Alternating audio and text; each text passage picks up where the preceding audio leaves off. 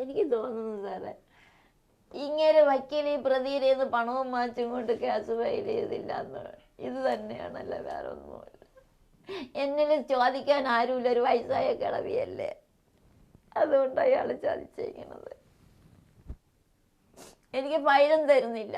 File തന്നാൽ ഈ advocate case file ചെയ്ത് തന്നെ അതും തരുന്നില്ല. അത് ഇനി കിട്ടൂല. മറ്റേ ഈ മോൻ്റെ വണ്ടിയിൽ എന്തോ റോഡ് ലൈസൻസ് എന്നാ എന്തോ അങ്ങനെ എന്തോ ഒരു എമൗണ്ട് ഉണ്ട്, അത് മേടിച്ച് തരാമെന്നാ പറയും. ഞാൻ ഒരാഴ്ച കഴിഞ്ഞ് എനിക്ക് ജോലി കിട്ടി. ഞാൻ ജോലിക്ക് കയറും. ഒരാഴ്ച കഴിഞ്ഞിട്ട് ഞാൻ എൻ്റെ ഉമ്മായെ കൊണ്ടുപോകാൻ വേണ്ടി വരും. എൻ്റെ ഉമ്മായെ ഇനി ഞാൻ ജോലിക്ക് വിടുന്നില്ല. ഞാൻ വീടെടുത്തിട്ടിട്ട് വരികയാണ് എൻ്റെ ഉമ്മായെ കൊണ്ടുപോകാനെന്ന്. അപ്പോൾ അവർക്ക് വലിയ സന്തോഷമായി.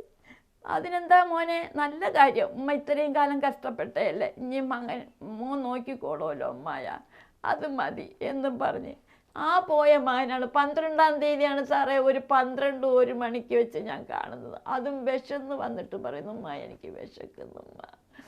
ഈ ബൈക്കിലൂടെ അവൻ ജീവിക്കുകയാണ്. ഞാൻ ഇങ്ങനെ കിടക്കുമ്പോൾ എൻ്റെ കുഞ്ഞിങ്ങനെ ഇരുന്നും കൊണ്ട് എന്നോട് സംസാരിക്കും. മിക്ക ദിവസവും സംസാരിക്കും സാറേ. ഞാൻ എൻ്റെ മകനും കൂടി രാത്രി തട്ടുകട കഴിഞ്ഞ് വരുമ്പോൾ 12, 1 മണി, 2 മണി ഇവിടെ കിടക്കുമ്പോൾ കുറേ നേരം എനിക്ക് തോന്നുന്നു എൻ്റെ കുഞ്ഞിവിടെ ഇരിക്കുക, എന്നെ സമാധാനപ്പെടുത്തുന്നത് പോലെയോ. ഉമ്മ വിഷമിക്കേണ്ട ഉമ്മ, എല്ലാം ശരിയാവും ഉമ്മ, ഞാൻ ഉമ്മയുടെ കൂടെയുണ്ട് ഉമ്മ, സങ്കടപ്പെടല്ലേ എന്നൊക്കെ പറയുന്നതോടെ ഈ വണ്ടിയാണ് എൻ്റെ ജീവൻ. ഇപ്പം ഈ വണ്ടിയിലൂടെ എൻ്റെ മകനിലൂടെയാണ് ഞാൻ ജീവിക്കുന്നത്. അവൻ്റെ ഓർമ്മകൾ, അതേപോലെ എൻ്റെ ഈ മകൻ്റെ ഡ്രസ്സുകൾ, എനിക്ക് അവനെ ഓർമ്മ വരുമ്പം ഇതെല്ലാം എടുത്തു വെച്ച് ഞാൻ ഉമ്മവും വെച്ച് ഇതിൽ അവൻ്റെ വിയർപ്പിൻ്റെ മണമുണ്ട് സാറേ. നമസ്കാരം. ഒരു അമ്മമാർക്കും ഈ ഗതി വരരുത്. ഞങ്ങളിപ്പോൾ നിൽക്കുന്നത് മണക്കാടാണ്. മണക്കാട് ഉള്ള ഒരു അമ്മയെ കാണുവാൻ വേണ്ടിയിട്ടാണ് ഞങ്ങളിവിടെ എത്തിച്ചേർന്നത്. ഈ അമ്മയുടെ മകൻ അകാലത്തിൽ മരണപ്പെടുകയാണ്. അമ്മ വളരെയധികം പ്രതീക്ഷയോടുകൂടി വളർത്തിയ ഒരു കുഞ്ഞ്. ഈ അമ്മ വീട്ടുജോലി ചെയ്താണ് ഈ മകനെ പോറ്റിയതും വളർത്തിയതും ഈ വണ്ടി അവന് വാങ്ങിക്കൊടുത്തതും. അതിനുശേഷം അവനൊരു സുപ്രഭാതത്തിൽ ഇല്ലാതാവുന്നു. ഈ അമ്മയുമായിട്ടാണ് ഞങ്ങളിപ്പോൾ ചോദിക്കുന്നത് എന്താണ് അമ്മയ്ക്ക് പറ്റിയതെന്ന്. നിങ്ങൾക്ക് കേൾക്കുമ്പോൾ ചിലപ്പോൾ മനസ്സിലാകും ഇതെന്താണെന്ന്. ഇത് ഒരു വല്ലാത്ത ഒരു അനുഭവമാണ്. ഒരു അമ്മയുടെയും മകൻ്റെയും തുറന്നു സംസാരം, അതും രാത്രി 1 മണിക്ക് ശേഷം. ആ 1 മണിക്ക് ശേഷമാണ് ഈ മകൻ അമ്മയെ കാണുവാൻ വരുന്നതും അമ്മയുമായി രാത്രി ഒരുപാട് കാര്യങ്ങൾ സംസാരിക്കുന്നതും.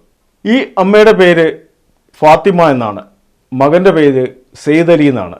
പക്ഷേ രാത്രി 1 മണിക്ക് ശേഷം മാത്രമേ സെയ്ദ് അലി അമ്മയെ കാണുവാൻ എത്തുകയുള്ളൂ.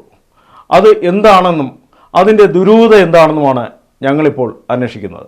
18ാമത്തെ വയസ്സിൽ മകന് ഒരു വണ്ടി എടുത്തു കൊടുക്കുന്നു. അത് കഴിഞ്ഞ് ഏതാനും ദിവസങ്ങൾ കഴിഞ്ഞപ്പോൾ അവൻ മരണപ്പെടുന്നു.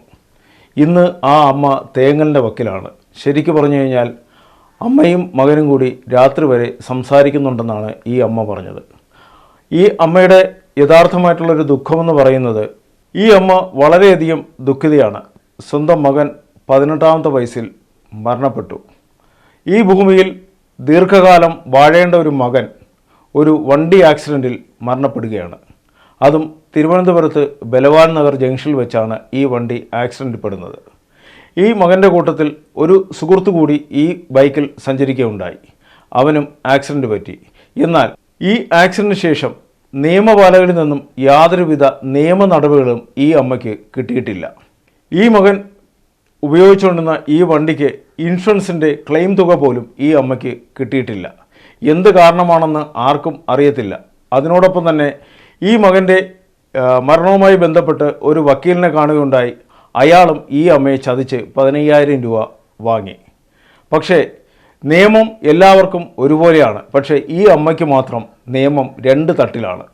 കാരണം വെച്ചാൽ ഒരു മകൻ നഷ്ടപ്പെട്ടു, അതിനോടൊപ്പം തന്നെ അതായത് പറക്കമുറ്റാത്ത ഒരു കിളിയാണ് ഈ അമ്മയുടെ കയ്യിൽ നിന്നും പറന്നുപോയത്. എങ്കിൽ പോലും ഈ മകൻ ഇന്നും രാത്രി ഈ അമ്മയെ കാണാൻ വരുന്നുണ്ട്. ഇവർ തങ്ങൾ ദീർഘനേരം സംസാരിക്കുന്നുണ്ടെന്നാണ് ഈ അമ്മ പറയുന്നത്. ഈ അമ്മയ്ക്ക് നീതി ലഭിക്കട്ടെ എന്ന് ഞങ്ങളും ആഗ്രഹിക്കുന്നു. ഉടൻ തന്നെ അമ്മയ്ക്ക് നീതി കിട്ടുമെന്നാണ് ഞങ്ങളുടെയും വിശ്വാസം. ഇത് കാണുന്ന നിയമപാലകരും പ്രേക്ഷകരും ഒന്ന് ശ്രദ്ധിക്കുക. ഈ അമ്മയ്ക്ക് എത്രയും പെട്ടെന്ന് നീതി കിട്ടട്ടെ എന്ന് ഞങ്ങളും ആഗ്രഹിക്കുന്നു.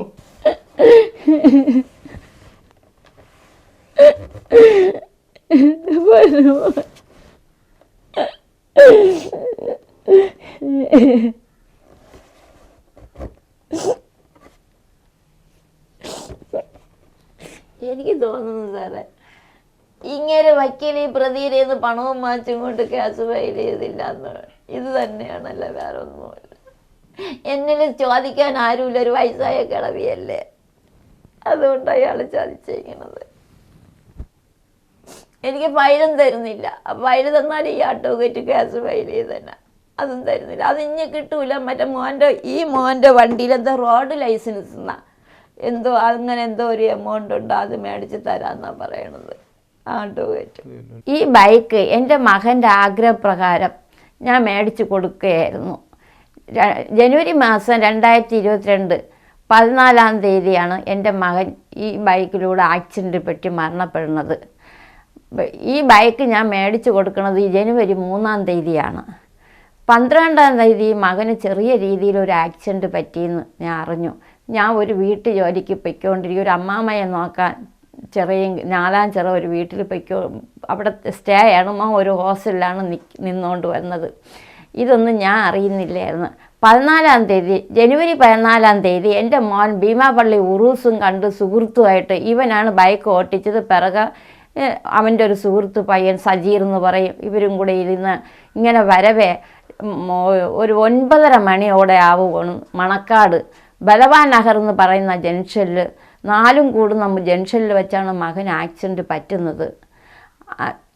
എനിക്ക് എൻ്റെ മകൻ്റെ ജ്യൂസ് കടയിലൊക്കെ ഇവൻ പോകുമായിരുന്നു. ഇവിടെ മണക്കാട് ആഷിഖ് എന്ന് പറയുന്ന ഒരു മകൻ്റെ കടയിൽ ജ്യൂസ് കടയിൽ നിൽക്കുകയായിരുന്നു. ഈ മകനാണ് എന്നെ വിളിച്ച് വിവരം പറയുന്നത്, അമ്മ ചെറിയൊരു ആക്സിഡൻറ്റ് പറ്റി സയ്യിദ് അലിക്ക്. എൻ്റെ മകൻ്റെ പേര് സയ്യിദ് അലിയാണ്. അവൻ മരണപ്പെടുമ്പോൾ 18.25 വയസ്സാണ്. ഏപ്രിൽ 2 ആകുമ്പോൾ 19 വയസ്സാകുന്നതേ ഉള്ളായിരുന്നു എൻ്റെ കുഞ്ഞ്. എസ് പി ഫോർട്ട് ഹോസ്പിറ്റലിൽ ഉമ്മ അത്യാവശ്യമായിട്ട് എത്തണമെന്ന് പറഞ്ഞപ്പോൾ രാത്രിയല്ലേ, ഞാൻ പറഞ്ഞു ഞാൻ വരണോ മകനെ എന്ന് പറഞ്ഞപ്പോൾ പറഞ്ഞു വന്നേ പറ്റൂ, ഡോക്ടേഴ്സിന് എന്തോ ഉമ്മയുടെ സംസാരിക്കണമെന്ന് പറഞ്ഞ്.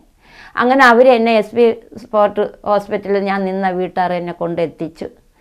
അപ്പോഴേ എൻ്റെ മോൻ്റെ മരണവിവരം ഞാൻ അറിയുന്നത്. തുടർന്ന് അതിൻ്റെ കാര്യങ്ങളെല്ലാം ഞങ്ങൾ ചെയ്ത് കഴിഞ്ഞു. ഒരു 4-5 മാസം എനിക്ക് വളരെ ഒരു ടെൻഷനും കാര്യങ്ങളും ഇതിൻ്റെ പിന്നിലേക്ക് പലരും സമീപിച്ച് കേസിന് വേണ്ടിയിട്ട് ക്ലെയിം കേസ് ഫയൽ ചെയ്യാൻ. ഞാൻ അതിനുള്ള ഒരു അവസ്ഥയിൽ അല്ലായിരുന്നു. എൻ്റെ മാനസിക നിലയൊക്കെ ഒന്ന് ഇതായതിനു ശേഷം ഞാൻ ഒരു അഡ്വക്കേറ്റിനെ സമീപിക്കുക, എനിക്ക് വേണ്ടത്തക്ക പരിചയമുള്ള വിശ്വാസമുള്ള ഒരു അഡ്വക്കേറ്റിനെ അന്വേഷിച്ച് ഞാൻ പോകുന്ന സമയത്ത് ആ അഡ്വക്കേറ്റ് രാഖി മേഡം എന്നാണ് പറയുന്നത്. അവരവിടെ നിന്നും കളക്ട്രേറ്റിൻ്റെ ബാക്കിലെങ്ങോണ്ട് മാറി അവിടെ പോകണമെന്ന് പറഞ്ഞപ്പോൾ എനിക്ക് സ്ഥലം അറിഞ്ഞൂടാ. ഇത് കേട്ടോണ്ടിരുന്ന ഒരു ആൾ എന്നോട് പറഞ്ഞു, ഉമ്മ രാഖി മേഡം ഇപ്പോൾ താമസിക്കുന്ന സ്ഥലം എനിക്കറിയാമെന്നും പറഞ്ഞ് എന്നെ ഇവിടെ നിന്ന് വിളിച്ചുകൊണ്ട് പോയി. ഒരു അഡ്വക്കേറ്റിനെ കൊണ്ടുവന്ന് സമീപിച്ച്, അത് പാറ്റൂരാണ് അയാളുടെ ഓഫീസായിരുന്നത്. ഞാൻ പോയപ്പോൾ എൻ്റെ മാഡത്തിനെ കാണത്തുള്ളൂ. ഞാൻ ഈ രേഖകളൊക്കെ മോൻ്റെ രേഖകളൊക്കെ കൊടുക്കാനും കേസ് ഫയൽ ചെയ്യാനും മടിച്ചപ്പോൾ അവർ പറഞ്ഞ് മാഡം എറണാകുളം കോടതിയിലാണ്, അതുകൊണ്ട് ഉമ്മ ഒരു കാര്യം ചെയ്യും 2 ദിവസം കഴിഞ്ഞ് വരും. അപ്പോൾ ഞാൻ പറഞ്ഞു ഞാൻ 2 ദിവസം കഴിഞ്ഞ് വരാമെന്ന് പറഞ്ഞു. എൻ്റെ കയ്യിലിരുന്ന മോൻ്റെ ഒറിജിനൽ രേഖകൾ, ഇൻഷുറൻസ് പേപ്പേഴ്സ്, മോൻ്റെ ഡെത്ത് സർട്ടിഫിക്കറ്റിൻ്റെ എല്ലാം മേടിച്ച്, ആധാർ എല്ലാം മേടിച്ച് ഇയാൾ വെച്ചിട്ട് ഉമ്മ പൊയ്ക്കോളി എന്ന് പറഞ്ഞു. ഞാൻ പറഞ്ഞു എൻ്റെ മരുമകനായിട്ട് ഞാൻ വരാമെന്നും പറഞ്ഞ് ഞാൻ വന്നു. പിന്നെ എൻ്റെ മരുമകനെ ഒന്നും കൂട്ടണ്ട, ഉമ്മ ആദ്യം വരും, അത് കഴിഞ്ഞിട്ട് മരുമകനെ വിളിപ്പിക്കാം നമുക്ക് എന്ന് പറഞ്ഞ് എന്നെ പറഞ്ഞയച്ച് ഞാൻ 2 ദിവസം കഴിഞ്ഞ് ചെന്നതിന് ശേഷം വീണ്ടും രാഖി മേഡത്തിന് ഞാൻ അന്വേഷിച്ചു. അപ്പം പറഞ്ഞ് രാഖി മേഡം ബിസിയാണ്. ഇയാൾ ഫോൺ എടുത്തിട്ട് രാഖി മേഡമായിട്ടൊക്കെ സംസാരിക്കുന്നതിലൊക്കെ സംസാരിച്ചിരുന്നു. അമ്മ രാഖി മേഡം പറഞ്ഞ് അവർ ഇപ്പം കോയമ്പത്തൂർ അത്യാവശ്യം കോടതിയിലെങ്ങാണ്ടാണ്, അതുകൊണ്ട് ഉമ്മ കേസ് എന്നിലേക്ക് തരാൻ പറഞ്ഞെന്ന് പറഞ്ഞ് ഞാൻ ഫയലെല്ലാം ഏൽപ്പിച്ച് എല്ലാം ചെയ്തു സാറേ. അത് കഴിഞ്ഞ് ഞാൻ വീട്ടിൽ വന്ന് പിന്നീട് എന്നോട് ഫോൺ ചെയ്ത് പറയുന്നു 15,000 രൂപ ഇങ്ങേർക്ക് വേണം, അത് കൊണ്ടുവന്ന് അടയ്ക്കണം എന്ന് പറഞ്ഞു. ഞാൻ പറഞ്ഞു എൻ്റെ കയ്യിൽ 15,000 പോയിട്ട് 15 പൈസ പോലും ഇല്ല, ഞാൻ എന്ത് ചെയ്യും എന്ന് എൻ്റെ കയ്യിൽ ഇല്ല സാറേ, നിങ്ങൾ ക്യാഷ് ഫയൽ ചെയ്തിട്ട് അതിൽ നിന്ന് കിട്ടുന്ന എമൗണ്ടിൽ നിന്ന് സാറിൻ്റെ എമൗണ്ട് എടുത്തിട്ട് എനിക്ക് തന്നാൽ മതി എന്ന് പറഞ്ഞു. അത് പറ്റില്ല, ഉമ്മയുടെ അടുത്ത് നേരിട്ട് കുറച്ച് കാര്യങ്ങൾ സംസാരിക്കാണ്ട് ഉമ്മ വരിയെന്ന് പറഞ്ഞു. അങ്ങനെ ഞാൻ ചെന്നപ്പം പറഞ്ഞ് ഈ ഇടിച്ച പയ്യൻ അവന് ചെവി കേട്ടുകൂടാ, അവൻ സംസാരിക്കില്ല, ഇവൻ ഈ ചെയ്യുന്നത് പിന്നീട് എല്ലാവരും ഈ നിമിഷം വരെയും ഞാൻ അറിയപ്പെടുന്നത് എന്നോട് പറയുന്നത് ഒരു വ്യക്തിയല്ല പലരും പറയുന്നത്, ഇവൻ 3-4 ആവർത്തി ഇങ്ങനെ കുട്ടികളെ ഇടിച്ച് എല്ലാവരും ഡെത്ത് കേസാണ്, എല്ലാം മരണപ്പെട്ടിട്ടുണ്ട്, എൻ്റെ മോൻ ഉൾപ്പെടെ. എൻ്റെ മോൻ്റെത് 3-ാമത്തെ 4-ാമത്തെ സംഭവമാണ്. ഈ വിനോയ് എന്നാണ് ഈ പയ്യൻ്റെ പേര്, അതുപോലെ എനിക്ക് കൃത്യമായിട്ട് അറിയില്ല. ഈ പയ്യൻ ഇത് ആവർത്തിച്ചുകൊണ്ട് പറഞ്ഞാൽ ഇവൻ്റെ പേരിൽ ഒരു കേസോ ഒരു കോടതിയിലൊരു കേസോ സ്റ്റേഷനിലോ ഇവനെ വിളിച്ചു വരുത്താറില്ല. ഇവൻ്റെ അമ്മ കുറേ കാശ് തൊട്ട് ഇറങ്ങി തിരിച്ച് ഈ മരണപ്പെടുന്നവർക്കെല്ലാം കാശ് കൊടുത്ത് സമീപിച്ച് അവർ കേസില്ലായ്മ ചെയ്യുക. അക്കൂട്ടത്തിൽ എന്നെയും വന്ന് കണ്ടു 3 ലക്ഷം രൂപ തരാൻ കേസിൽ നിന്ന് പിൻവലിച്ചു കൊടുക്കണമെന്ന് പറഞ്ഞ്. ഞാൻ പറഞ്ഞു എനിക്ക് പറ്റില്ല, എൻ്റെ മോൻ പട്ടിയും പൂച്ചയെല്ലാം നിങ്ങളെപ്പോലെ എനിക്ക് ഒരു മകനാണ് എൻ്റെത്, എനിക്ക് നഷ്ടപ്പെട്ടതാണ്. എൻ്റെ മകനോളം നിങ്ങളുടെ 3 ലക്ഷം രൂപ എനിക്ക് ഇതാവൂല. ഒരു കാര്യം ചെയ്യും, ഞാൻ 10 ലക്ഷം തരാം, എൻ്റെ കുഞ്ഞിനെ നിങ്ങൾ തിരിച്ചു തരാൻ പറ്റുമെന്ന്. മേലെ ഇങ്ങനത്തെ കാര്യങ്ങളായിട്ട് വരല്ല, നമുക്ക് കോടതിയിൽ പോട്ടെ, കേസ് പോകുന്ന രീതിയിൽ പോട്ടെ എന്ന് പറഞ്ഞ് ഞാൻ പറഞ്ഞു വിട്ടു. ഈ ഇങ്ങേർക്ക് അങ്ങനെ 10,000 രൂപ എൻ്റെ മരുമകൻ വിലക്ക ഞാൻ എടുത്ത് കൊടുത്ത്, ഇയാൾ കേസ് ഫയൽ ചെയ്തില്ലെങ്കിൽ ഞാൻ അയാൾക്ക് ബുദ്ധിമുട്ടാണെങ്കിലോ കേസ് ഫയൽ ചെയ്യണം, ഇൻഷുറൻസ് ഇല്ല, ഈ ഇടിച്ചവന് വിനോദ് എന്ന് പറഞ്ഞവന് ഇൻഷുറൻസ് ഇല്ല, ലൈസൻസ് ഇല്ല, ഒന്നുമില്ല, അതുകൊണ്ട് അല്ലെങ്കിൽ അവന് ആസ്തി വേണം, ഈ ആസ്തി അവന് ഇല്ല എന്നാണ് ഉമ്മ ഞാൻ അറിയപ്പെടുന്നത്. അപ്പം ഇവനെ ജയിലിൽ ശിക്ഷിച്ച് വിടും, അതുകൊണ്ട് ഉമ്മക്ക് അതുകൊണ്ട് ഒരു ഗുണവും ഇല്ല, അതുകൊണ്ട് ഉമ്മ ഈ കേസിൽ നിന്ന് പിന്മാറണം. ഇയാൾ എന്നെ കണ്ട അന്ന് തൊട്ടേ ഇതാണ് പറച്ചിൽ. എനിക്കോ എൻ്റെ കുഞ്ഞിനോ നീതി മേടിച്ച് തരാനല്ല ഇയാൾ ഉദ്ദേശിക്കുന്നത്.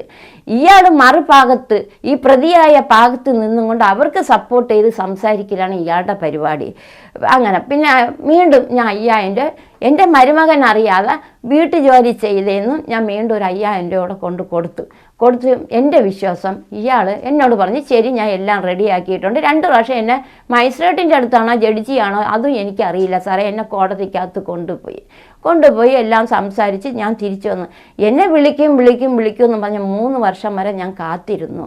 എനിക്ക് ഇങ്ങോട്ട് പിന്നെ ക്ലെയിം കേസാണല്ലോ, ഇത് അങ്ങനെയൊന്നും നമ്മൾ പോവേണ്ട കാര്യമില്ലല്ലോ എന്നുള്ളൊരു വിശ്വാസത്തിൽ ഞാനും പോയി.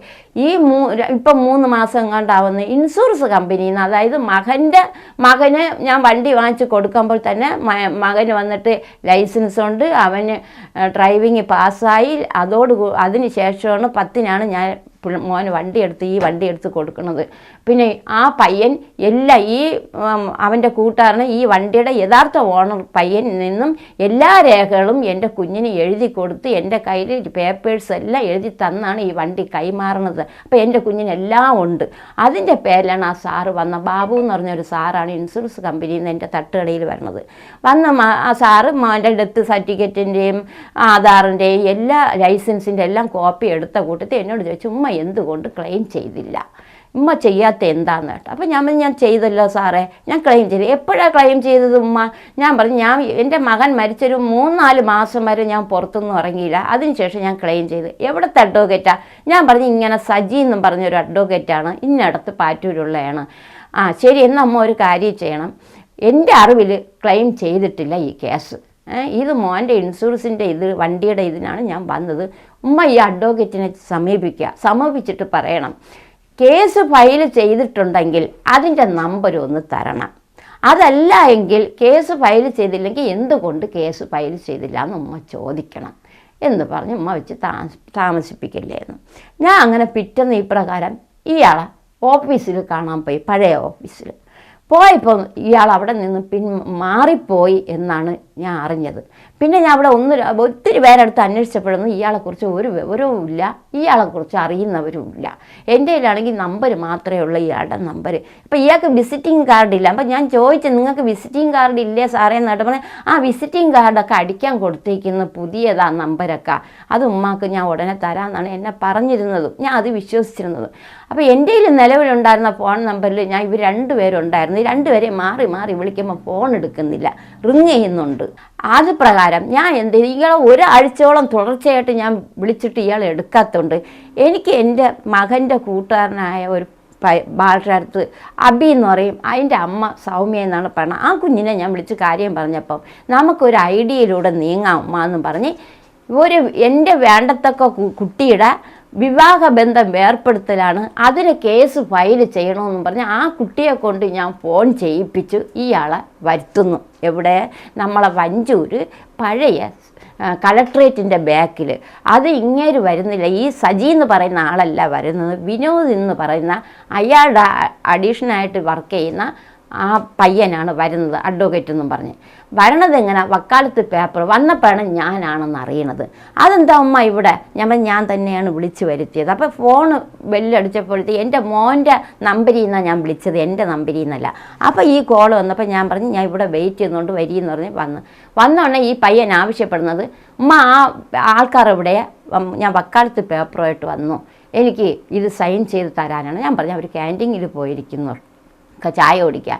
ആ വക്കാലത്ത് പേപ്പർ ഞാൻ ചോദിച്ചു സാറെന്തേ?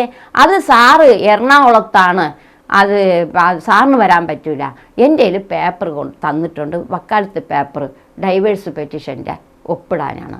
ഞാൻ പറഞ്ഞു അത് അവിടെ നിൽക്കട്ടെ, അത് രണ്ടാമത്തെ കാര്യം. എൻ്റെ കാര്യം, എൻ്റെ മകൻ്റെ മരണപ്പെട്ട കേസ് ഞാൻ ഫയൽ ചെയ്യാൻ തന്നിട്ട് ആ കേസ് ഫയൽ ചെയ്തെങ്കിൽ എനിക്കതിൻ്റെ നമ്പർ വേണം. കാര്യം ഇൻഷുറൻസ് കമ്പനിയിൽ നിന്ന് സാറ് വന്നു.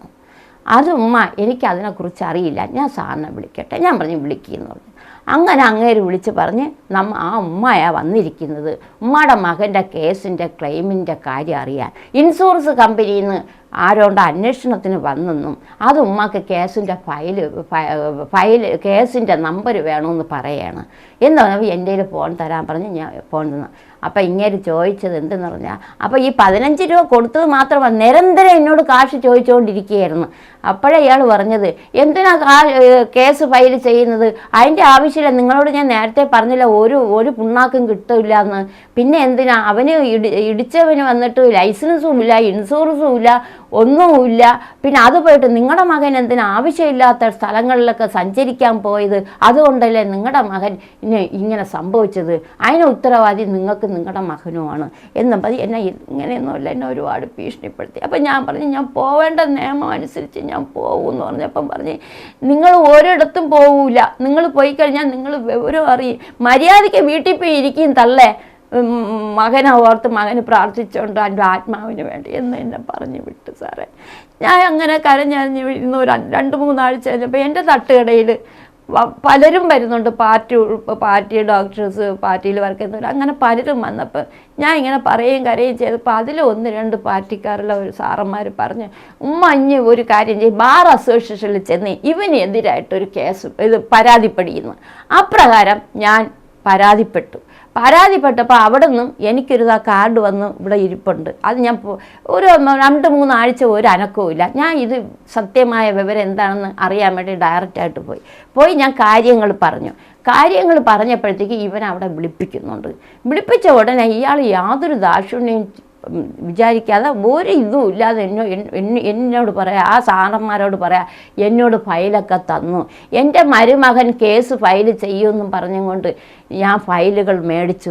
സാറേ എനിക്ക് ഒന്നേ ഉള്ളൂ, ഇയാൾ എന്ത് രീതിയിലാണ് സംസാരിച്ചതിന് ഒരു ഇതുമില്ല, ഈ ഉദ്യോഗസ്ഥർ അതിനെ എതിർത്ത് ചോദിക്കുന്നില്ല. ഈ ഫയൽ ഇയാൾക്ക് 15,000 രൂപ കേസ് ഫയൽ ചെയ്യാൻ വേണ്ടി ഞാൻ ഏൽപ്പിച്ചതാണ് ക്ലെയിം വർക്കിന്. അപ്പോൾ പിന്നെ എങ്ങനെ ഇയാളെ നിന്ന് ഞാൻ ഫയൽ തിരിച്ച് മടങ്ങി വാങ്ങിക്കും? എന്നാൽ ഈ ഫയൽ മേടിച്ചിട്ട് അത് 3 വർഷം കഴിഞ്ഞ് ഈ ഫയൽ വാങ്ങിച്ചിട്ട് യാതൊരു അർത്ഥവും ഇല്ലെന്ന് പലരും പറഞ്ഞെനിക്കറിയാം. 6 മാസം മകൻ മരിച്ചു കഴിഞ്ഞാൽ ഡെത്ത് കേസായ 6 മാസത്തിനകത്ത് വെച്ച് ഈ കേസ് ഫയൽ ചെയ്യണം, അല്ലെങ്കിൽ അതിന് ഒരു ഇതും ഇല്ല എന്നാണ് പറയുന്നത്. അത് എനിക്കറിയാം, അങ്ങനെ 1-2 പേര് പറഞ്ഞറിയാം. ഇയാൾ പറഞ്ഞെന്നെ ബോധ്യപ്പെടുത്തിയാണ് ഈ കേസ് പെട്ടെന്ന് ചെയ്യണത് തന്നെ. അപ്പോൾ അങ്ങനെയുള്ള ഞാൻ എങ്ങനെ സാറേ ഈ ഫയൽ ഞാൻ മേടിക്കും? ഈ ഫയൽ മേടിച്ച ആരൊക്കെ? എന്നാൽ ഞാൻ രണ്ടാമതൊരു വക്കീലിനെ സമീപിക്കണമല്ലോ, കൊണ്ടുവന്ന് ഞാൻ കൊടുക്കണമല്ലോ. എങ്കിൽ ഇയാളുടെ പേർക്ക് വീണ്ടും ഞാൻ അന്വേഷിച്ച് പോകേണ്ട കാര്യമില്ലല്ലോ. ഇയാളിപ്പോൾ ഇതാണ്. ഇപ്പോൾ ബാർ അസോസിയേഷനിൽ അവസാനം പറഞ്ഞ ഉമ്മ ഒന്ന് പുറത്ത്, അവർ നല്ല നിർബന്ധമായിട്ട് പറഞ്ഞ് ഫയലുണ്ടെങ്കിൽ അമ്മക്ക് കൊടുക്കൂ, ഉമ്മ ഇടയിൽ കൊടുക്കുക, അമ്മ പാവപ്പെട്ട അമ്മ എന്തെങ്കിലും ചെയ്തോട്ട് പോട്ടെ, ആരെങ്കിലും സഹായിക്കട്ടെ എന്ന്. അപ്പോൾ ഇതിനകം വെച്ച് എൻ്റെ മകൻ്റെ ബാക്കിലിരുന്ന പയ്യന് കൈകാലുകൾ 2 ഉടവാണ്, പൊട്ടലാണ്. ആ കുഞ്ഞിൻ്റെ കേസ് വേറൊരു അഡ്വക്കേറ്റാണ് എടുത്തത്. ഈ അഡ്വക്കേറ്റ് എന്നെ വിളിച്ച് അവർ തന്നെ ആ കുഞ്ഞിൻ്റെ ഉമ്മ വിളിച്ച് സംസാരിച്ച പ്രകാരം ആ അഡ്വക്കേറ്റ് എന്നെ വിളിച്ച് സംസാരിച്ചു, ഉമ്മ ഒരു കാര്യം ചെയ്യുക, ആ കേസിൻ്റെ ഫയലൊക്കെ മേടിച്ചുകൊണ്ട് എൻ്റെ തരും, ഞാൻ കേസ് റെഡിയാക്കി തരാമെന്ന്. ഉണ്ടായിരുന്നു, സജി എന്നാണ് പേര്.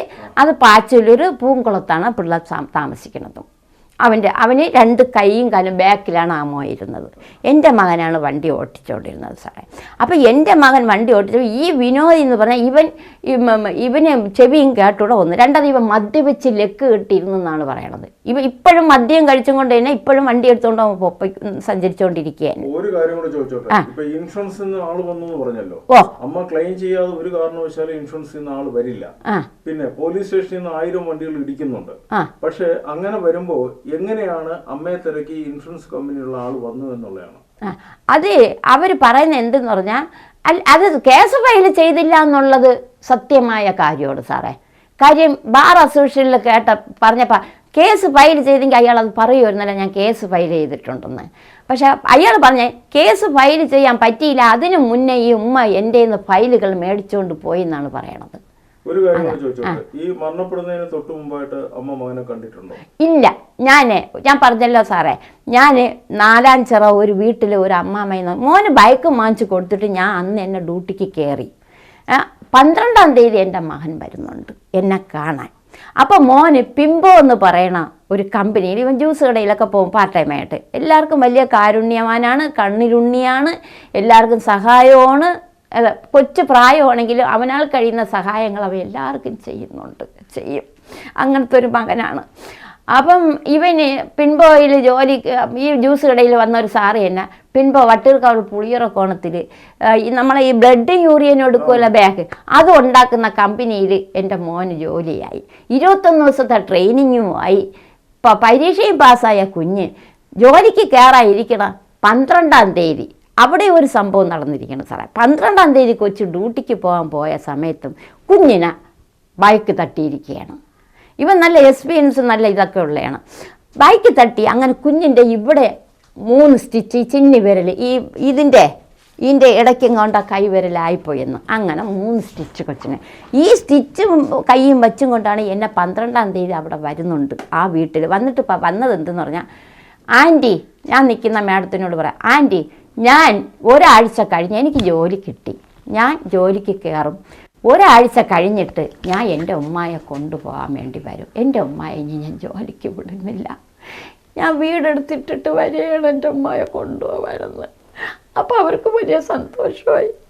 അതിനെന്താ മോനെ, നല്ല കാര്യം, ഉമ്മ ഇത്രയും കാലം കഷ്ടപ്പെട്ടല്ലേ, ഇനി മോൻ നോക്കിക്കോളുമല്ലോ ഉമ്മായ, അത് മതി എന്നും പറഞ്ഞ് ആ പോയ മകനാണ് 12-ാം തീയതിയാണ് സാറേ ഒരു 12-1 മണിക്ക് വെച്ച് ഞാൻ കാണുന്നത്. അതും വിശന്ന് വന്നിട്ട് പറയുന്നു, ഉമ്മ എനിക്ക് വിശക്കുന്നുമ്മ, വെള്ളം ദാഹിക്കുന്നുമ്മ.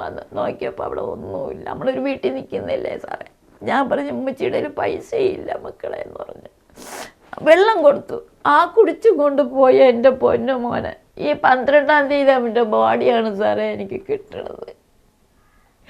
എല്ലാവരും പറയുന്നുണ്ട് അവനാ കൊണ്ടുവന്ന് ഇടിച്ചെന്ന് പറയുന്നുണ്ട്. അവിടെ ക്യാമറ പാർട്ടി ഓഫീസിൻ്റെ ഫ്രണ്ടിലാണ് ഇത് സംഭവിച്ചിരിക്കുന്നത്.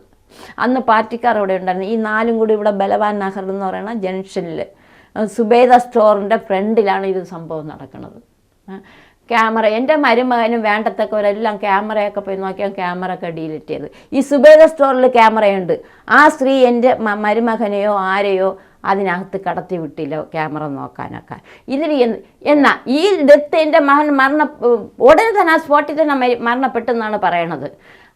അങ്ങനെയുള്ളവനെ പോലീസ് അറസ്റ്റ് ചെയ്യുകയോ അവനെ വിസ്തരിക്കുകയോ ഒന്നും ചെയ്താൽ നേരെ അവനെന്തോ മാരകമായ മുറിവുകളെന്നും പറഞ്ഞും കൊണ്ട് അവനെ ഹോസ്പിറ്റലിൽ അഡ്മിറ്റ് ചെയ്ത്. എന്നാൽ എൻ്റെ മകൻ ഡെത്താണ് പോട്ടെ, അത് പോലീസുകാരൊക്കെ വന്നിട്ട് തൊട്ടടുത്ത് കിടന്ന കയ്യും കാലും ഒടിഞ്ഞിടുന്ന കുഞ്ഞിനെ ഇവർ കൊണ്ടുപോയിട്ടില്ല ഹോസ്പിറ്റലിൽ. ഈ പയ്യനെയാണ് അവിടെ നിന്ന് എടുത്ത് മാറ്റിയിരിക്കുന്നത്. ഇതൊക്കെ പൊതു ചർച്ചയാണ് സാറേ, എനിക്കറിയില്ല, ഞാൻ കണ്ടില്ല. ഞാൻ കാണുന്നത് SP പോർട്ടിൽ പോകുന്നുണ്ട്, എൻ്റെ മകൻ അവിടെ വെച്ച് എന്നെ കാണിച്ചു തരുന്നില്ല. ഒരു ആംബുലൻസ് വന്ന് നിന്നു, എന്നെ അവിടെ നിന്ന് മാറ്റുന്നു, എൻ്റെ മരുമകൻ്റെ കൂടെ പറഞ്ഞു വിടുന്നു. പിന്നെ കാണുന്ന പിറ്റേന്ന് ഡെഡ് ബോഡിയാണ്. സഹിക്കാൻ പറ്റുന്നില്ല സാറേ. എന്തെല്ലാം പ്രതീക്ഷയോടെയാണ് നമ്മളൊരു കുഞ്ഞിനെ വളർത്തിയെടുക്കുന്നത്. എനിക്ക് അവൻ്റെ വാപ്പ അവനെ ഗർഭമായിട്ടിരിക്കാൻ 2 മാസം നഷ്ടപ്പെട്ടതാണ്, ഉപേക്ഷിച്ച് പോയതാണ്. അന്ന് തൊട്ടേ ഞാൻ വളരെ കഷ്ടപ്പെട്ട് എൻ്റെ കുഞ്ഞിനെ വളർത്തിയതാണ്. പക്ഷെ ഒരു ഉമ്മമാർക്കും വേദന വരുന്ന തരത്തിൽ നിന്ന് എൻ്റെ കുഞ്ഞിൽ നിന്ന് എനിക്കൊന്നും സംഭവിച്ചിട്ടില്ല. അവനെക്കുറിച്ച് ആവലാതിപ്പെടാനോ പ്രയാസപ്പെടാനോ എൻ്റെ കുഞ്ഞ് വഴിതെറ്റിപ്പോവും, അല്ലെ എൻ്റെ കുഞ്ഞെന്തെങ്കിലും അങ്ങനെ ഒരു ടെൻഷനും എനിക്കില്ല സാറേ. എൻ്റെ കുഞ്ഞിനെ എനിക്ക് അത്രയ്ക്ക് വിശ്വാസം. എൻ്റെ ഇഷ്ടങ്ങൾ ഇഷ്ടക്കേട് അറിഞ്ഞ് എൻ്റെ ഉമ്മയെ നല്ല രീതിയിൽ നോക്കണമെന്ന് അവൻ്റെ ഒറ്റൊരു ലക്ഷ്യം അത് തന്നെയാണ്. പിന്നെ എന്നോട് പറയുമ്പോൾ എനിക്ക് മരിക്കുന്നതിന് മുമ്പ് ഇവിടെ മുട്ടത്തറയിൽ ഒരു 3-4 കുട്ടികളുണ്ട് അച്ഛനും അമ്മയും ഇല്ലാത്ത. എന്നോട് പറയുമ്പോൾ നമ്മൾ വീടെടുക്കുമ്പോൾ ഉമ്മയുടെ പെർമിഷൻ ഉമ്മക്ക് സമ്മതമാണെങ്കിൽ ആ 2-3 കുട്ടിയേക്കും കൂടി ഉമ്മ നമുക്കൊരു റൂം കൊടുക്കണം, ഉമ്മ ഉണ്ടാക്കുന്ന ഭക്ഷണത്തിൽ നിന്ന് അവർക്ക് കൊടുക്കണേ അമ്മ എന്ന്. ഞാൻ പറഞ്ഞു പോവാ മക്കൾ അതിനെന്ത് എന്ന് പറഞ്ഞ് അവൻ നല്ല കാര്യങ്ങളെ ചെയ്യാറുള്ളൂ. ഞാൻ എൻ്റെ മകൻ്റെ ആഗ്രഹങ്ങൾക്കൊന്നും എതിരല്ല. കാര്യം അവൻ നല്ല കാര്യങ്ങളെ ചെയ്യാറുള്ളൂ. അപ്പം ഞാൻ പ്രോത്സാഹിപ്പിക്കേ ഉള്ളൂ. അങ്ങനെയുള്ളൊരു കുഞ്ഞാണ്. ഇപ്പം ഞാൻ ചെയ്യുന്നുണ്ട് ഈ തട്ട് അങ്ങനെ ഞാൻ വളരെ കഷ്ടപ്പെട്ട് കേസും ഫയൽ ചെയ്തിട്ട് മലപ്പുറത്ത് പോയി രോഗികളെയൊക്കെ നോക്കിയും പ്രസവ കേസും നോക്കി കുറച്ച് പൈസ ഒപ്പിച്ചാണ് സാറേ ഇവിടുത്തെ മണക്കാട് പള്ളിയിലെ എൻ്റെ ജമാഅത്ത് ഇതല്ല, എൻ്റെ ജമാഅത്ത് കുമാരപുരം പള്ളിയാണ് എൻ്റെ പള്ളി. അപ്പോൾ എന്നാലും ഞാൻ എൻ്റെ സയ്യദലി എൻ്റെ മോൻ്റെ പേരിൽ ഇന്ന മോൻ്റെ ഉമ്മയാണോ ഇരുന്ന് ജീവിച്ച് പോട്ടെ, അവർക്ക് ആരും ഇല്ലല്ലോ എന്ന് പറഞ്ഞ് പള്ളിക്കാരുടെ സമ്മതത്തോട് സ്കൂൾ അധികൃതരുടെ സമ്മതത്തോടാണ് സാറേ ഞാൻ അവിടെ ആ തട്ടുകട നടത്തുന്നത്. വൈകുന്നേരം 6 മണി മുതൽ 10-10:30 മണി വരെയുള്ളൊരു കച്ചവടം. 2 കിലോ അരി ഇടും. കാരണം ഇത് 7000 രൂപ വാടക. ഈ വാടക എനിക്ക് കൊടുക്കണം, എൻ്റെ നിത്യവൃത്തി കഴിഞ്ഞ് പോകണം. ഇതിൽ നിന്ന് കിട്ടുന്ന എൻ്റെ മോൻ്റെ ആഗ്രഹപ്രകാരം അവൻ്റെ ഏറ്റവും വലിയ ആഗ്രഹമായിരുന്നു ജോലി കിട്ടുമ്പോൾ രോഗികളെ സഹായിക്കുക. വൃദ്ധസദനത്തിൽ അമ്മമാരെ കൊണ്ട് ഉപേക്ഷിക്കപ്പെടുന്ന അവന് ഭയങ്കര വിഷമവും സങ്കടമാണ്. വൃദ്ധരെ സഹായിക്കുക, അനാഥയായ മക്കളെ സഹായിക്കണമെന്നുള്ള ഒരാഗ്രഹം ഉണ്ടായിരുന്നു. അങ്ങനെ ഇരിക്കുമ്പോഴാണ് എൻ്റെ അമ്മ മരണപ്പെടുന്നത്. ആ ആഗ്രഹം അവൻ്റെ ആഗ്രഹം നിറവേറ്റി കൊടുക്കാൻ വേണ്ടി ഇന്ന് ഞാൻ ചെയ്യുന്നുണ്ട്. ഈ നിമിഷം വരെയും എല്ലാ മാസവും ഗൂഗിളിൽ കിട്ടുന്ന പൈസ സത്യസന്ധതമായിട്ട് എല്ലാവർക്കും അറിയാം സാറേ അതിനെക്കുറിച്ച്. 500 രൂപ വെച്ച് 5-6 പേർക്ക് പടച്ച തമ്പുരാ അതിനുള്ള ആ പൈസ എനിക്ക് കിട്ടും ഗൂഗിളിൽ. അത് പോയിട്ടേ ഉള്ളൂ. ബാക്കി എൻ്റെ ഇന്ന് വരെ ഒരു 5 പൈസ ഞാൻ എൻ്റെതായിട്ട് ഞാൻ മിച്ചം പിടിച്ചിട്ടില്ല സാറേ. ഞാൻ വിചാരിക്കുന്നത് ഞാൻ ഒറ്റത്തടി, ഞാൻ മരണപ്പെടുമ്പോൾ സമ്പാദിച്ചാലും ഞാൻ കൊണ്ടുപോയില്ല. അങ്ങനെയാണ് ഞാൻ ആനന്ദം. എൻ്റെ മകൻ്റെ വേർപാടും എൻ്റെ മകൻ്റെ ആഗ്രഹങ്ങളും ഞാൻ ഇങ്ങനെയുള്ള രോഗികൾക്കും എല്ലാവർക്കും സഹായിച്ച് ഞാൻ സന്തോഷം അതിലൂടെ സന്തോഷം കണ്ടെത്തുകയാണ്. ഈ വണ്ടിയാണ് ഞാൻ മേടിച്ചു കൊടുത്തത്. 65,000 രൂപ ഞാൻ കൊടുത്ത് മേടിക്കുന്നതാണ് സാറേ ഈ വണ്ടി. എന്തുകൊണ്ടാണ് ഇപ്പോൾ ഇങ്ങനെ ഒരു വണ്ടി അമ്മയുടെ തലക്ക് തന്നെ വച്ചിരിക്കുന്നത്? എൻ്റെ മകൻ്റെ ഓർമ്മ ഈ ബൈക്കിലൂടെ അവൻ ജീവിക്കുകയാണ്. ഞാൻ ഇങ്ങനെ കിടക്കുമ്പോൾ എൻ്റെ കുഞ്ഞിങ്ങനെ ഇരുന്നും കൊണ്ട് എന്നോട് സംസാരിക്കും. മിക്ക ദിവസവും സംസാരിക്കും സാറേ. ഞാൻ എൻ്റെ മകനും കൂടി രാത്രി തട്ടുകട കഴിഞ്ഞ് വരുമ്പോൾ 12, 1 മണി, 2 മണി ഇവിടെ കിടക്കുമ്പോൾ കുറേ നേരം എനിക്ക് തോന്നുന്നു എൻ്റെ കുഞ്ഞിവിടെ ഇരിക്കുക, എന്നെ സമാധാനപ്പെടുത്തുന്നത് പോലെയോ. ഉമ്മ വിഷമിക്കേണ്ട ഉമ്മ, എല്ലാം ശരിയാവും ഉമ്മ, ഞാൻ ഉമ്മയുടെ കൂടെ ഉണ്ട്, ഉമ്മ സങ്കടപ്പെടല്ലേ എന്നൊക്കെ പറയുന്നതോടെ ഈ വണ്ടിയാണ് എൻ്റെ ജീവൻ. ഇപ്പം ഈ വണ്ടിയിലൂടെ എൻ്റെ മകനിലൂടെയാണ് ഞാൻ ജീവിക്കുന്നത്. ഇതെൻ്റെ മോൻ്റെ അലമാരയാണ്, അവൻ്റെ സാധനങ്ങളാണ്. ഇത് അവസാനമായി അവന് യൂസ് ചെയ്ത സ്പ്രേ, ഇത് എൻ്റെ കുഞ്ഞിൻ്റെ ഡ്രസ്സുകൾ. എന്നുവെച്ചാൽ ഇതൊക്കെ പഴയതാണ്, പുതിയതൊക്കെ അവൻ്റെ സുഹൃത്തുക്കൾക്ക് ഞാൻ എടുത്ത് കൊടുത്തു. അവൻ്റെ ഓർമ്മകൾക്ക് അത് വേണമെന്നും പറഞ്ഞ്. ഇതെല്ലാം എൻ്റെ പൊന്നുമോൻ്റെ. ഇതിൽ അവൻ്റെ വിയർപ്പുണ്ട്. വിയർപ്പിൻ്റെ ആ ഒരു സ്പ്രേയും കൂടെ അടിക്കുമ്പോൾ ഒരു പ്രത്യേക മണം അതെനിക്ക് രാത്രി അനുഭവപ്പെടാറുണ്ട്. അത് അനുഭവപ്പെടുമ്പോൾ എനിക്ക് മനസ്സിലായി എൻ്റെ മോൻ്റെ അടുത്തുണ്ട് വന്നു എന്ന്. പിന്നെ നമ്മുടെ ശരീരമൊക്കെ ഒരുമാതിരി രോമാഞ്ചം പോലെ കോരിച്ചിരിക്കുക. ഇതെല്ലാം ഞാൻ എടുത്ത് മിക്ക ദിവസവും എനിക്ക് അവനെ ഉമ്മ വയ്ക്കണമെന്ന് തോന്നുമ്പോൾ എടുത്ത് വെച്ച് ഇതൊക്കെ മണപ്പിച്ചാണ് സാറേ ഞാൻ. എൻ്റെ ഓരോ ദിവസം ഞാൻ ഒരു മാനസിക രോഗിയെ പോലെ എൻ്റെ കുഞ്ഞിനെ ഓർത്തു. എനിക്ക് നീതി കിട്ടിയില്ലല്ലോ സാറേ. ഒരു നീതിക്ക് എൻ്റെ മകൻ്റെ ആഗ്രഹപ്രകാരം എവിടെയെങ്കിലും ഒരു ഒറ്റ വാങ്ങിച്ച് ഒന്ന് താമസിക്കാനുള്ള കൊതി കൊണ്ടാണ് സാറേ. എനിക്ക് കുന്നോളം കിട്ടിയാലും കോടികൾ കിട്ടിയാലും എൻ്റെ മകനോളം എനിക്ക് ആവില്ല. എൻ്റെ മകൻ തന്നെയാണ്. ആ നഷ്ടം ആർക്കും നിമത്താൻ കഴിയില്ല സാറേ എനിക്ക്. അങ്ങനത്തെ അതിന് ഞാൻ നീറി പോഞ്ഞ് ഞാൻ ജീവിക്കുകയാണ് സാറേ. എവിടെ എനിക്ക് നീതി കിട്ടും? എനിക്ക് ഒന്ന് രണ്ട് ചോദ്യം എനിക്ക് വളരെ സംശയകരമായത്, ഇതെൻ്റെ മോൻ്റെത് ഒരു പ്ലാനിങ് ആയ ഒരു ഇതാണോ? കാര്യം അനാഥയായ ഒരു കുഞ്ഞാണ്, ചോദിക്കാൻ ബന്ധുക്കളില്ല, ഉമ്മ ഉള്ളത് ഇങ്ങനെ പല വീടുകളിലായിട്ട് തങ്ങുന്നു, ഒറ്റപ്പെട്ട ഒരു ജീവിതമാണ്. ഈ പയ്യ ഇത് 3-4 ആവർത്തി എല്ലാ മരണങ്ങളാണ് സംഭവിച്ചിട്ടുള്ളത്. ഒരു കാര്യം കൂടെ ചോദിച്ചല്ലോ, അമ്മയുടെ മകന്റെ ബാക്കിലിരുന്ന് പോയി എന്ന് പറഞ്ഞ പയ്യനുണ്ടല്ലോ, അവരെ ഫാമിലിയോ അവനോ ആരെങ്കിലും അമ്മയെ ഒന്ന് കാണാറുണ്ടോ? വന്നിട്ടുണ്ടോ? എപ്പോഴും വരുന്നുണ്ട്. മെനിഞ്ഞാന്ന് അവര് വന്ന് തട്ടുകടയിൽ വന്നു. ആ മകൻ മാത്രം വരില്ല.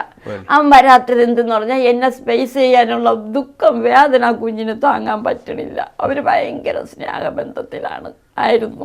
അവസാനം അവനുമായിട്ട് സഞ്ചരിക്കുമ്പോഴാണല്ലോ ഇത് സംഭവിക്കണം. ആ മാനസിക പ്രശ്നം ഇന്ന് ആ കുഞ്ഞിനുണ്ട്. പിന്നെ അവനും നല്ല മനസ്സുകൊണ്ടും ശാരീരികമായിട്ട് അവൻ നോർമലല്ല.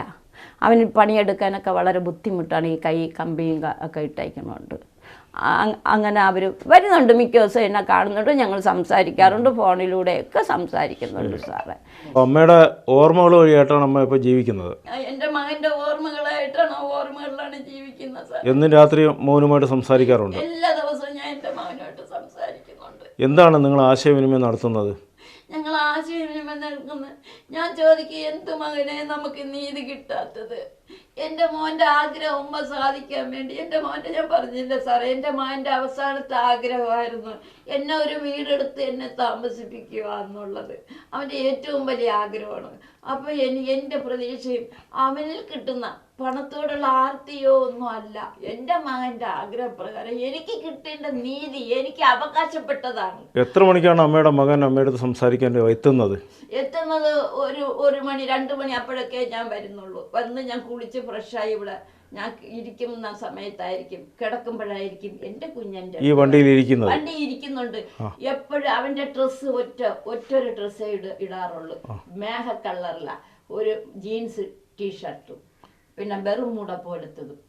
അത് ഇട്ടിട്ടാണ് ഈ വണ്ടി വന്നിരിക്കുന്നത്. വണ്ടിയിൽ ഇങ്ങനെ ഇരിക്കും സാർ, സത്യമായ കാര്യമാണ്. എൻ്റെ മകൻ മരണപ്പെട്ട കാണുമ്പോൾ ഇങ്ങനെ ഇരിക്കും സാറേ, ഇങ്ങനെ തന്നെ ചിരിച്ചും കൊണ്ടാ പുഞ്ചിരി. ആ മരണപ്പെട്ട സമയത്തും പുഞ്ചിരിച്ചുകൊണ്ടാ കിടക്കുന്ന, മരിച്ചെന്ന് പറയില്ല, ഉറങ്ങി കിടക്കുന്നത് പോലെ. അങ്ങനെ ഇവിടെ ഇങ്ങനെ ഇരിക്കും, ഇങ്ങനെ കാലപ്പുറം ഇട്ടല്ല, ഇങ്ങനെ ഇതിൽ ഈ സ്റ്റാൻഡിൽ കാലും വച്ചും കൊണ്ട് ഇങ്ങനെ കാലിൻ്റെ മീതെ കാലും ഇട്ട് ഇങ്ങനെ ഇരുന്ന് നല്ല ചിരിച്ചും കൊണ്ട്, ഉമ്മച്ചി വിഷമിക്കില്ല ഉമ്മച്ചി, നമുക്ക് എല്ലാം നടക്കും, ഉമ്മയുടെ ആഗ്രഹം പ്രകാരം എല്ലാം നടക്കും ഉമ്മ, ഞാൻ എൻ്റെ ഉമ്മയുടെ കൂടെ തന്നെ ഉണ്ട്, എൻ്റെ ഉമ്മച്ചി വിഷമിക്കില്ല, എൻ്റെ ഉമ്മച്ചി കരയല്ലേ ഉമ്മ എന്ന് പറയും. എൻ്റെ മോൻ മരിച്ച് 10-ന് ഞാൻ സ്വപ്നം കാണുന്നുണ്ട്. വന്ന് എന്താ പറയണേന്നറിയാവോ? വളരെ വിഷമത്തോടും സങ്കടത്തോടെ, ഉമ്മ എൻ്റെ ആക്സിഡൻറ്റിൽ 4-5 പേര് പണം വാങ്ങിച്ചു. സത്യമായ കാര്യമാണ് സാറേ. എൻ്റെ പൊന്നു മോനെ സാക്ഷി നിർത്തി, അള്ളായെ സാക്ഷി നിർത്തിയാണ് ഞാൻ ഈ പറയണത്.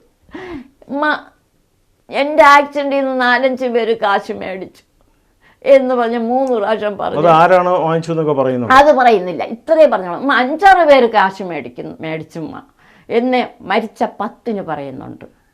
മോനെ മക്കളെ ഉമ്മച്ചിയെ കാണാൻ വന്ന മക്കൾ സുഖം തന്നെ എന്നും ചോദിക്കണില്ല, മക്കളെ വിഷമിക്കില്ല, ഉമ്മക്ക് സന്തോഷം. ഉമ്മ നീതിക്ക് വേണ്ടി ഇറങ്ങി പുറപ്പെട്ടു മക്കൾ ആവശ്യപ്പെട്ടതുപോലെ മക്കൾ ഉമ്മച്ചിക്ക് ഉറപ്പ് തരണില്ല. മക്കൾ പറഞ്ഞല്ല, ഉമ്മച്ചി കരയല്ലേ, വിഷമിക്കില്ലേ, നമുക്ക് നീതി കിട്ടുമെന്ന്. ഉമ്മച്ചി അതിനു വേണ്ടിയാണ് മക്കളെ പോരാടണത്. എൻ്റെ മോൻ്റെ ഉമ്മച്ചിക്ക് പണത്തോടുള്ള ആർത്തി കൊണ്ടല്ല, എൻ്റെ മോൻ്റെ സന്തോഷത്തിന് മോൻ്റെ ആഗ്രഹം. മോൻ പറഞ്ഞതുപോലെ അമ്മായി അവസാനമായിട്ടൊരു വീടെടുത്ത് ഇരുത്തുള്ളൂ എന്നുള്ളൊരു ആഗ്രഹമില്ലേ, അതിനു വേണ്ടി മാത്രമാണ് ഉമ്മ ഇതിന് ശ്രമിക്കുന്നത്. പൊന്നും മോനെ, നമ്മളാഗ്രഹം നടക്കുമായിരിക്കുമല്ലേ മക്കളെ? പടച്ചവനുണ്ട്, ഉമ്മ അല്ലാഹുവിൽ വിശ്വസിക്കുന്ന ഒരാളാണ്.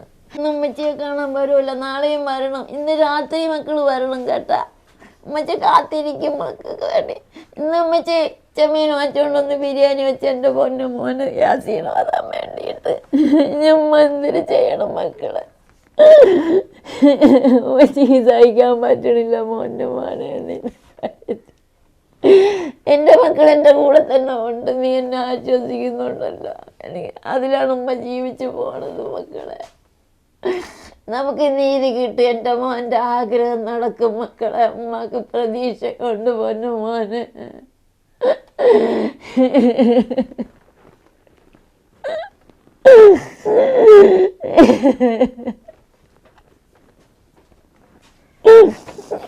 മക്കളെ, വണ്ടി ഒരുപാട് പേര് ചോദിക്കുന്നുണ്ട്, ഉമ്മ കൊടുക്കണില്ല. ഉമ്മ കൊടുക്കൂല. ഇത് ഉമ്മച്ചിക്ക് മരിക്കുന്നത് വരെ എൻ്റെ പൊന്നു മോനെ കെട്ടിപ്പിടിച്ച് ഉമ്മ വയ്ക്കാൻ വേണ്ടി വേണം. എനിക്ക് ആർക്കും കൊടുക്കൂല.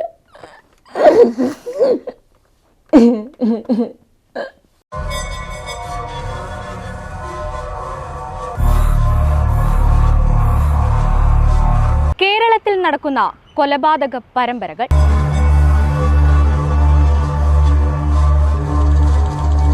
ലഹരി വിഴുങ്ങുന്ന കേരളം.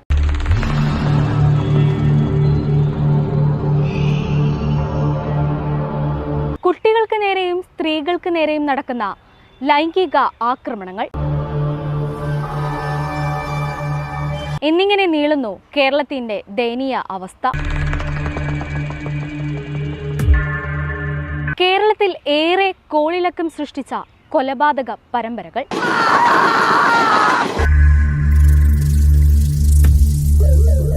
റിപ്പർ ചന്ദ്രൻ, സുകുമാരക്കുറുപ്പ്, 2011 സൗമ്യ വധക്കേസ്, 2018 ആസിഫ വധക്കേസ്, കൊല്ലം അഞ്ചൽ വധക്കേസ്, 1968 മരിയക്കുട്ടി കൊലക്കേസ്, 1980 കരിക്കൻവില്ല കൊലപാതകം, 2022 ഇലന്തൂർ നരബലി, തിരുവനന്തപുരം വെഞ്ഞാറമൂടിൽ നടന്ന കൂട്ടക്കുരുതി, കാലടി കൂടത്തിൽ വീട്ടിൽ നടന്ന ദുരൂഹ മരണങ്ങൾ, മനുഷ്യ മനസാക്ഷിയെ ഞെട്ടിച്ചുകൊണ്ട് കൈമനത്ത് നടന്ന ഒരു യുവാവിന്റെ കൊലപാതകം. എത്ര തന്നെ മൂടിവെച്ചാലും ഇന്നല്ലെങ്കിൽ നാളെ ദൈവത്തിന്റെ കയ്യൊപ്പോടുകൂടി തെളിവുകൾ പുറത്തുവരും. ഞങ്ങൾ ആരംഭിക്കുന്നു the real investigation crime thriller story.